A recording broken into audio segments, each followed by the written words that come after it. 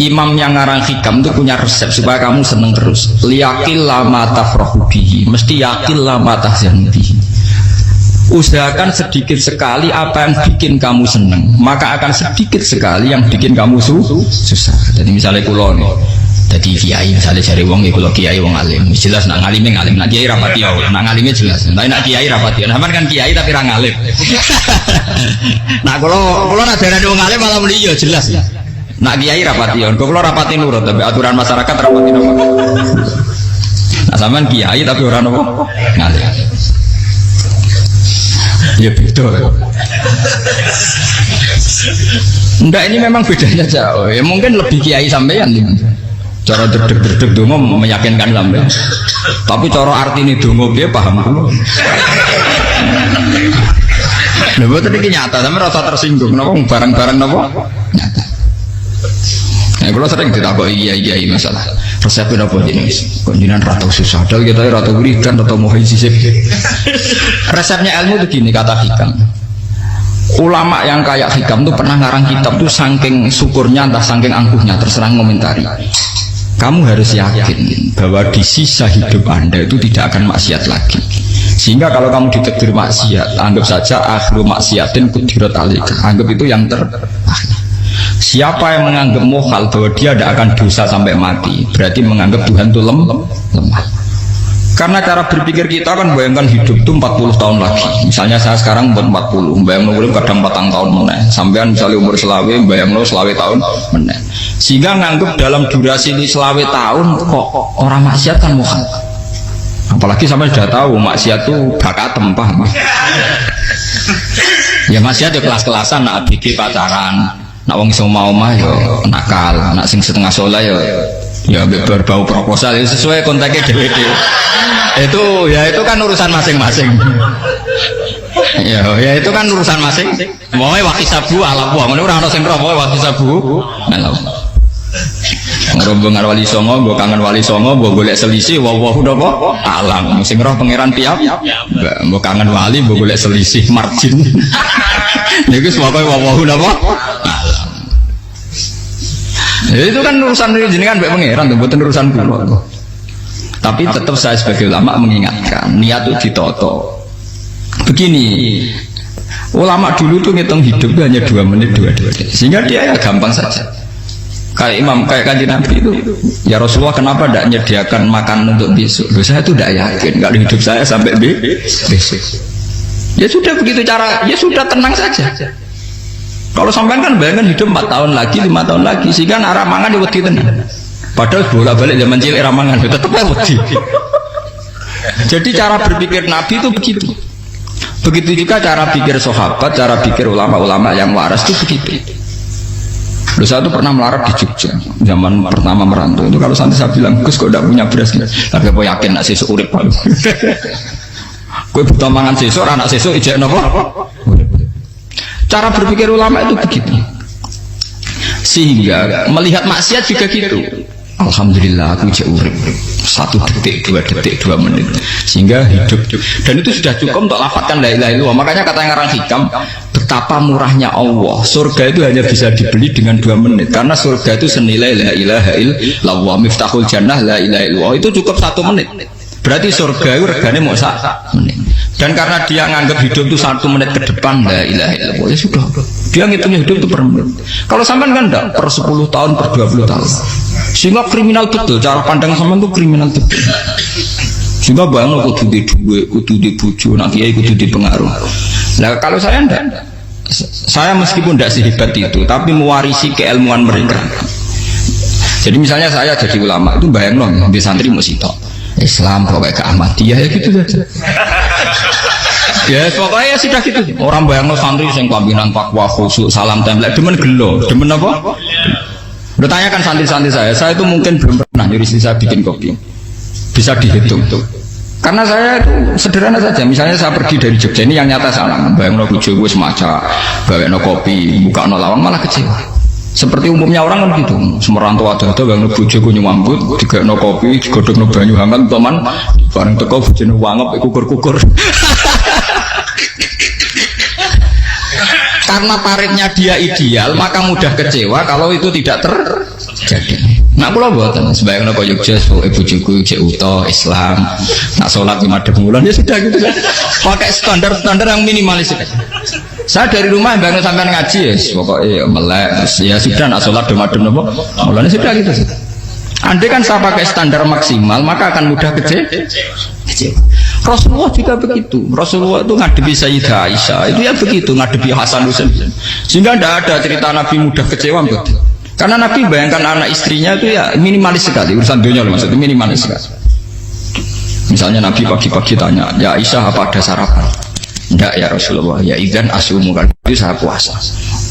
Kalau sampean usul-usul ora digeno kopi wong wedok opo? Itu kan repot. Muni-muni itibak sunnah Rasul tapi tidak pernah sampai mendekati sunnah nopo Rasul.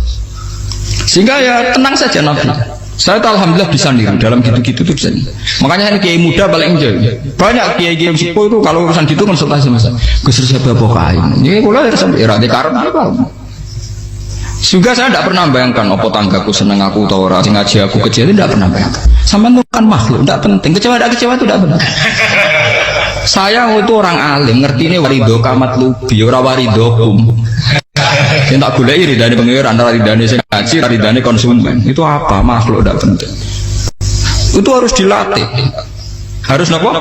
Sehingga orang itu kalau biasa sholat, maksudnya biasa takluk ke Allah, mesti la Allah katardo, mesti gampang puas. Karena dia iktifak ngalap cukup be Allah Subhanahu wa ta'ala. Saya sebagai manusia juga sering ditangisi istri. Misalnya saya sering ke Jogja sendirian. Nah ninggalan nopo, ninggalan ibu milih pengiran. Misalnya mati ninggalan, ya paling aku mau ngapain nih suaraku. Paling mau nangis gue kegiatan, tak kayak gitu. Bukan apa-apa. Ingin saya bahwa konstitusi ulama itu masih iktimat Allah. Kalau kita kan enggak, cara berpikir kita ngaji itu ideal semono podium, ngaji kelaminan takwa kabeh, kedunan kaji kabeh, diluk kabeh. Kita akan pakai standar-standar yang dengan asumsi kita. Padahal Nabi di zaman sugeng al iman hahuna wa yusiru ila qalbihi sadrihi salah. Iman itu urusan hati. Komitmen sampean bi Allah Subhanahu wa ta'ala. Nah ini resepnya, makanya kata hikam yakinlah mata frohubi, mesti yakinlah mata senubi. Sedikitlah kamu gembira dengan satu hal, nanti akan sedikit kamu yang kecewa. Artinya misalnya kados kulo sebagai ulama seneng kulo nu kok ijek iman, ya nggak kayak ngawang. Ya sudah bilang. Jadi misalnya suatu saat kulo jatuh, yang ngaji saya gak seneng jadi kubeting. Wong sing seneng kulo bubar kabeh. Kulo ora susah, miskola darah bener. Gus saiki jenengan ora sing seneng. Ya tenang saja. Sing ora seneng makhluk ora jelas.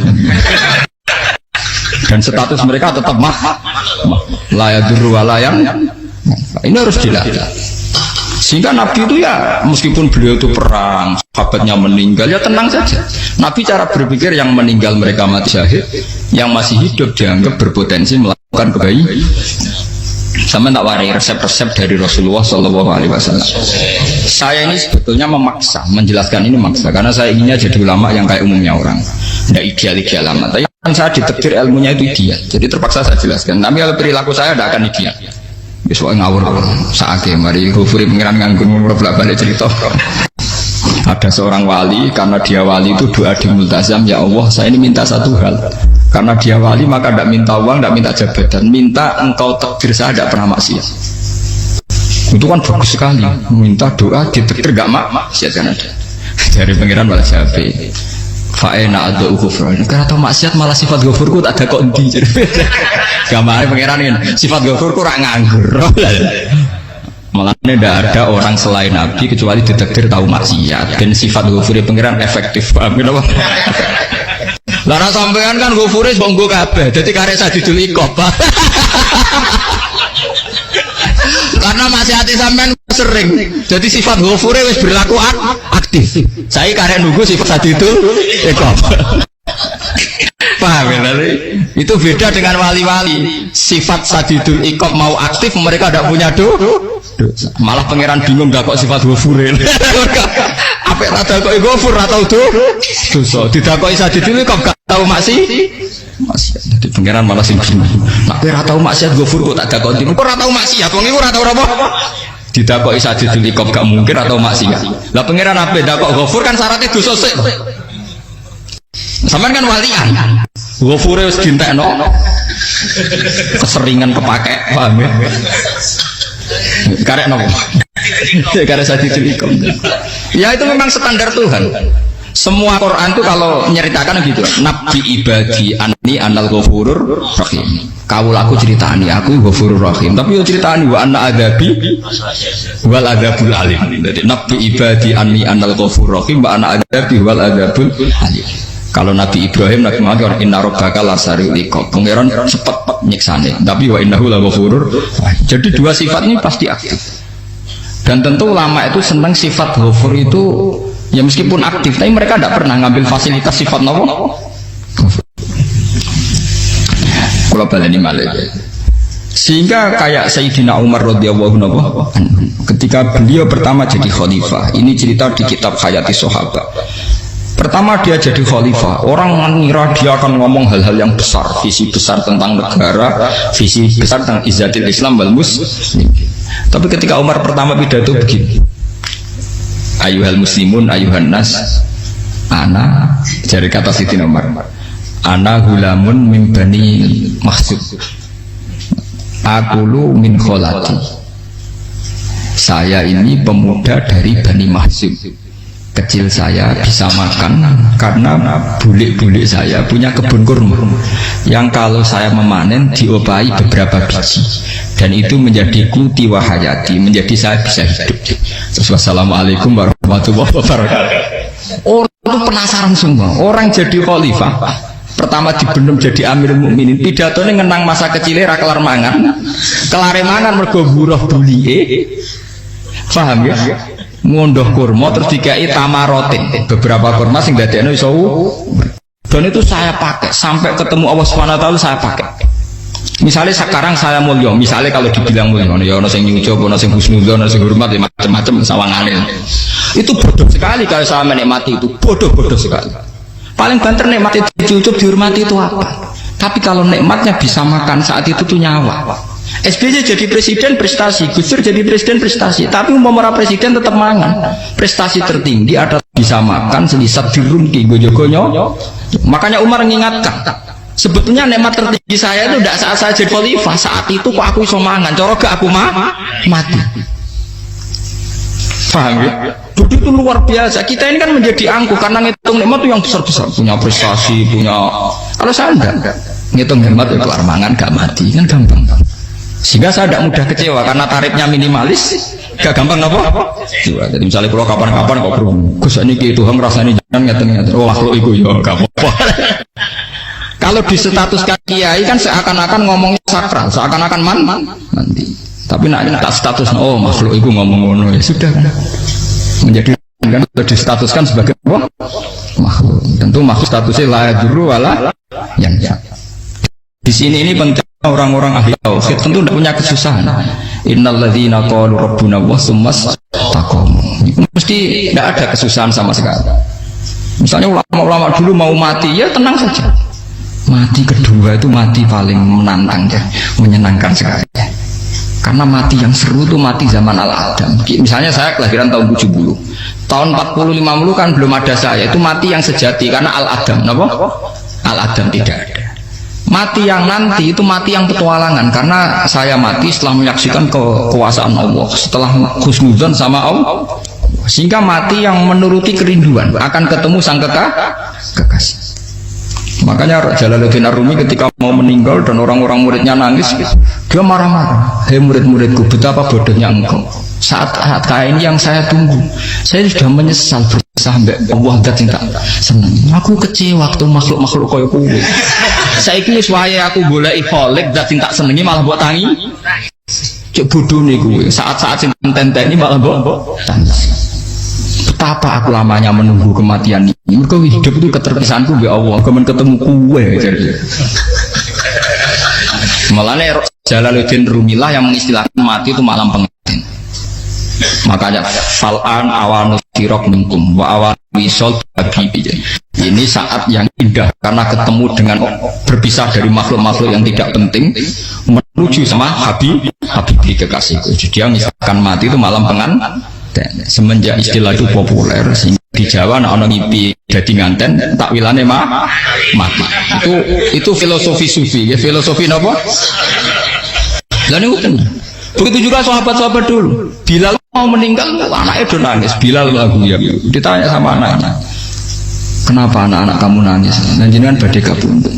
Aku malah seneng nang mati. Hudan nalqal akhibah Muhammadan wa hisbah. Aku nak urip ketemune mbek kowe terus. Malah nak mati ketemu Nabi Muhammad. Hudan nalqal akhibah Muhammadan wa hisbah. Nah, dengan cara pandang begitu maka hidup itu enjoy saja. Ya, saya sebenarnya keberatan pakai kelas ini, keberatan karena saya harus ngulang sampean-sampean itu.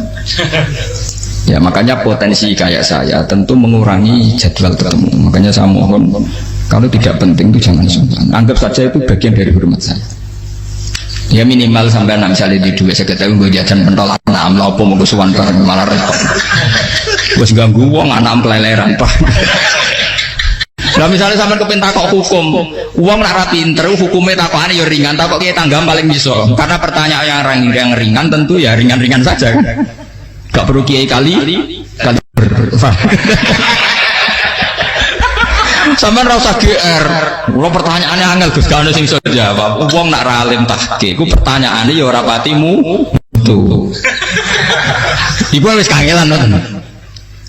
Ini mboten ngenyek tapi padha enak. Padha napa? Makanya kalau latih. Jadi hikam sendiri itu ada manhaj, ada metode. Kalau orang supaya tardo, liyakillah ma tafrahu bi, yakillah ma tahzan. Anak saya itu kalau habis main pulang, itu saya senengnya pol. Istri saya pernah jangan. Gus, anak mulai senengnya di biro-biro, anakku gemulai ning omahku. Misalnya terus biasa. Saya terus anakku lo main mulai itu seneng. Biro-biro anakku mulai ning omahku. Dipanggil anak saya bapak lu senengnya sak boleh. Biro-biro ana sing manggil bapak. Jadi saya pakai standar minimalis. Saya tidak pernah pakai tarif. Dia anak yang ideal dihormati orang. Sampai buat anakku sujud nih pangeran, ngerti pentingnya mau tasbih. Makanya anak saya tak namakan tasbih semua. Itu ya sudah senang. Saya tidak pernah bayangkan anak saya jadi kayak besar dihormati semua. Mari gampang kecil. Ya, sekolah kan Sayyidina Umar. Saya pemuda dari Bani Mahzum. Yang kecilnya bisa makan karena buruh bulikku. Akal tuh tamarot. Wah itu saya baca tuh nangis betul. Betapa hebatnya Sayyidina Umar mengingatkan ulang bahwa nikmat tertinggi itu ya makan, karena makan kaitannya nyawa. Orang jadi bupati enggak jadi bupati tetap makan. Jadi kalau ngatain saya tarifnya minimalis sekali. Nah, kalau orang sudah makan gitu lah Allah kata mudah sekali. Tapi kalau sampai tarifnya ideal harus di mobil kudu sangune akeh. Mosok gue mobil gak sangu akeh. Barang gue sangu akeh kudu gue penderek. Mosok kere lunga juga kok tanpa penderek. Tanpa penderek maju. Mosok ora kena dikeloni jadi malah repot. Akhirnya gue wong ayu. Arep selingkuh dijari sing kowe. Perkara meneh. Mau hormat menuruti tahapan-tahapan duniawi makanya resep kalau ingin itu kan sholat, maksudnya sholat itu dihayati secara tauhid ya, dihayati secara tauhid. Misalnya inna sholati wa nusuki wa mahyaya wa mamati lillahi rabbil alamin. Itu akan pasti Allah katar, pasti mudah melihat alam ini ridho. Ini satu sekelumit ya, di resep orang ulama yang saya meniru beberapa di kitab Hayati Sahabat, di kitab Hikam, dan meniru terutama di semuanya sanad dari Rasulullah Shallallahu Alaihi Wasallam. Makanya suatu saat Nabi itu kagum. Abdullah bin Mas'ud dan jalan dan dikawal oleh beberapa malaikat. Terus Nabi itu heran. Ya Abdullah, kenapa itu selalu mengawal kamu? Kata Abdullah bin Mas'ud, ya Rasulullah, inilah akhtu khutwatan illa wa azunnu alla akhtu wa ukhra wa ma akaltu luqmatan illa wa azunnu alla alqam ukhra. Saya itu tidak pernah melangkah kecuali saya tidak pernah yakin apa betul saya bisa melangkah lagi. Jadi perlangkahnya itu dia iktimat Allah. Dan saya tidak pernah mengunyah satu kunyahan kecuali saya tidak yakin apa betul saya bisa mengunyah lagi. Setiap kunyahnya tetap semuanya ada bismillah. Semua itu atas nama pertolongan atas kata Rasulullah. Orang andikan saya ada nabi terakhir itu jadi nabi. Makanya dulu Nabi itu sering ngendikan, andikan orang-orang kayak gitu itu ada nubuah, tentu mereka punya derajat nubuah. Jadi tidak jadi nabi tapi punya derajat nubuah. Nah, orang yang cara berpikir gitu tentu tidak khawatir apa yang hilang dari dirinya, karena dia berkontrak dengan Tuhan hanya per menit per detik. Jika mempunyai resep al-mu'min yusiru sana Allah ayakuna li nafsi zakiron. Seorang mukmin yang sejati tentu kontraknya dengan Allah Subhanahu wa taala, dan dia tidak pernah ingat dirinya sendiri. Kayak sampai pas umat tapi Allahu Akbar, Allah Maha Besar, subhanallah. Selalu orang ngrasani masuk lali utangnya barang. Tapi yang jelas kan menjadi enjoy dengan dirinya sendiri. Paham ya? Menjadi enjoy dengan dirinya, karena dia tidak sering punya kontrak dengan makhluk. Nah ini maksudnya Allah kau. Janganlah Allah kata kamu pandang, apa nak sholat terus kabul kajar, apa nak sholat terus untuk duit ya ber. Karena cara pikir iso aja nak duit ya. Dan ini resep ya, dan resep ini dari ulama-ulama yang istinad ila Rasulullah Shallallahu Alaihi Wasallam. Karena kalau Nabi itu memang cara pandang. Aisyah itu pernah ditanya, ya Aisyah, saya ini ingin makan apa yang dari sahabat ini masih. Wah ya Rasulullah sudah habis karena tak kasihkan tetangga. Itu Nabi tidak marah-marah, malah bilang kamu benar Aisyah, biru yang kamu kasihkan tuh yang masih. Kau nak daging dipangan dewi kadang nuruti nafsu, nak dikekno wong sudah kau nuruti perintah pengen. Jadi kanjeng Nabi beneran Aisyah dagingnya ijek. Mungkin orang tiang malah ijek, sing bogo sudah kau malah sing ijek. Cara berpikir Nabi itu begitu. Tapi tahu-tahu disederhanakan sunnah Nabi serbanan. Nah itu kan, ya memang itu bagian dari sunnah Nabi, tapi sunnah seharga 10.000. Paham ya? Ya monggo mawon nak sampean sunnah Nabi serbanan, tapi itu sunnah yang bisa dibeli dengan murah. Hakikatnya sunnah Nabi itu rata-rata bentuknya perilaku. Napa? Zaman delok dawuh Aisyah tengene tiba berjanji kana khuluquhul Qur'an wa shimatuhul ghufran yansahu lil insan wa yafsahu fil ihsan wa ya'fu 'anil dzambi idza kana fi haqqihi wa sababi. Kana khuluquhul Qur'an, Nabi ku akhlak dasare kaya Quran tok. Urusane akhlak. Wa shimatuhul ghufran, ciri utama sifatnya Nabi gampang nyepuro. Yansahu lil insan. Dan Nabi punya niat baik pada seluruh manusia. Wa yafsahu fil ihsan, sering melakukan ihsan. Dan sunnah Nabi ngoten kan luwih sering kula Quran ya wis hafal mulang. Wasimatu ghufran kula gampang nyebut sampean ngaji angop ora tau tamu. Yang sahulil insan kula bedina nang tiyang wong mulang. Wa yafsahu fil ihsan tak gampang. Kula mulang ora tau. Itu sakmene kudu podium kudu wong dilo ya ora. Pokoke akhir kiamat dia ya madhep mulon ya sudah. Loh itu kan dawuh Aisyah ketika ditanya kaifa kana khuluqu Rasulillah. Dan itu semua dijawab oleh ahwal, oleh sebuah perilaku. Tidak ada Aisyah jawab nganggo atribut. Oh Nabi itu jubahan, serbanan, tidak ada itu. Memang itu sunnah ya, satu itu sunnah kan, jangan salah paham ya. Tapi itu sunnah yang tidak dijawab oleh Aisyah. Sunnah yang sampean jawab sendiri, paham? Aisyah yang istrinya Rasulullah ketika ditanya kaifa kana khuluqu Rasulillah, beliau jawab kana khuluquhul Qur'an wa simatuhul ghufran yansahu lil insan wa yafsahu fil ihsan. Semuanya akhwal wa ya'fu 'anil dzambi idza kana fi haqqihi wa sababi wa idza dia haqqu wa lam yakun yahudi marra'ahu badihatan haba wa idza ta'ahul miskinu ajaba yaqulul haqqa walau kana murra wa la yu'miru lil muslimin bisaw wala. Semuanya itu akhwal, satu perilaku sosial. Saya mengakui kalau serbanan sunnah. Ya saya ngakui.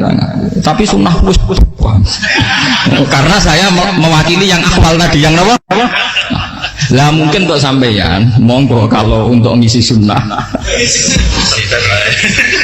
Tapi mbok ya adil itu. Ini bukan kritik mboten nggih. Yang meyakini serban sunat kan sudah banyak dan itu bagus. Tapi cobalah juga meyakini ahwalu Rasulillah. Makanya mansana sunnatan itu rata-rata ulama maknani siapa yang ikut sunnahnya Nabi. Rata-rata ulama nafsir ahwalu Rasulillah wa af'alu, perilaku sosial Rasul. Makanya terusannya wa idza ja'ahul miskinu ajaba, kalau dipanggil orang miskin dia datang. Ya maksudnya ada harus orang miskin manggil pas resepsi kawin boten. Misalnya orang mbak Ana wong melarat kuwi di sepeda motor, wong melarate yo ngeteroni puskesmas ya mbok terno. Wong melarat lara yo nukono misale apa minyak kayu putih mbok tekani. Ora kok ngerti-ngerti mbok ngurusan walimatul urus sing wajib piye. Payah. Lho, lan wajal miskin aja be ora ana hadise urusan walimatul urusan mboten. Kalau orang miskin manggil ya. Dalam riwayat hadis ya Nabi sering dipanggil orang miskin. Ya Rasulullah, mbok datang ke rumahku ada apa? Terus ya Nabi, saya tuh ingin rumahku sing elek jenengan nanti salat teng mriku. Ya Nabi datang ya salat saja ya harus jaman. Fi ayyi makanin aradta an tusalliya fi. Kamu di tempat mana kamu seneng salat? Teng mriki ya Rasulullah. Ya Nabi salat. Sing undang ya waras pisan. Kenangan mbek Nabi kok mae dienggo salat Nabi. Ambean kau utang-utang kiai kon salat. Kon promosekno anakmu iku paham. Kiai dongakno ki kersane ketampi PNS. Padahal kiai ini dhewe anake ra PNS. Kalau dulu kan sahabat ngundang Nabi itu ya gitu. Ya Rasulullah, saya itu ingin sekali engkau sholat di rumahku. Fatakhidahu musallan. Kemudian tempat yang pernah engkau sholati mau tak pakai musola pribadi. Makanya masjid kiblat itu rumahnya sahabat. Karena dulu Nabi pernah sholat di satu tempat. Adalah ono perintah tahlilul kiblat itu di rumahnya sahabat. Sahabat dulu itu kalau ngaturin Nabi itu kenanya ingin Nabi pernah sholat di situ. Nah, ilmu ini muntah. Ya, untungnya nonton pulau. Jadi ono sing eling-eling, Bang. Teman-teman kudu syukur ya. Artinya syukur ya. Orang kayak saya itu tidak usah sampai dikte-dikte ngikuti hukum adat. Kalau ngoten sampean gelo mergo kula ora iso teko, kula ya gelo perkarane ulama kok mbok atur. Makanya saya sering guyon cerita, saya itu kalau di pasar Pandangan dulu itu anyaran boyong sering di pasar, ditanya sama Gus wong alim kok pasar. Piye? Aneh kan? Ya aneh kuwi. Aneh piye? Bodohnya wong alim. Kadang masyarakat itu tidak sadar keanehan dirinya sendiri. Mereka enak saja rasa kalau orang alim ke pasar itu aneh. Mereka tidak sadar orang bodohnya orang alim ya aneh. Enak saja mereka mikir sepi. Faham ini supaya sangkan la Allah kan apa tar. Makanya untuk Rasulullah, Nabi itu sering ngendikan nak ana tamu hormati. Tapi etika mertamu di Rasulullah itu walakin idza du'aitum. Mertamu Nabi itu ditimbali. Walakin idza du'itum du'iya mabni majhul. Ketika kamu ditimbali fatwa. Jadi ya ayyuhalladzina amanu la tadkhulu buyutan nabiyyi illa ayyudzana lakum. Jadi untuk sowan Nabi itu nunggu di meskipun sahabat itu rindu Nabi tidak berani sowan ke dalamnya Nabi. Kalau ingin ketemu Nabi di barengno pas sholat jamaah karena Nabi pasti keluar di masjid.